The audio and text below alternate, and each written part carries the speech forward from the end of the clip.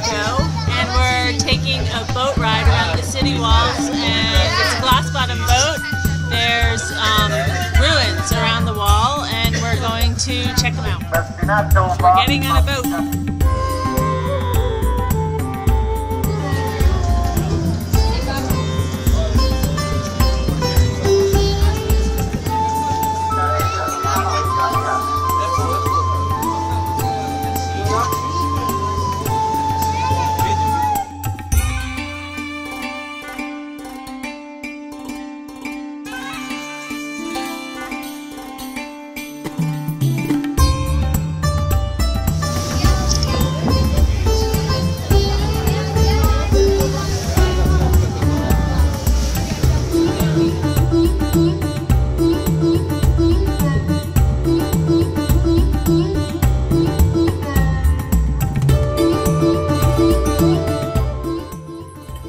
Akko is really famous for their restaurants. They've got a great selection with seafood, but what they're really famous for is their hummus.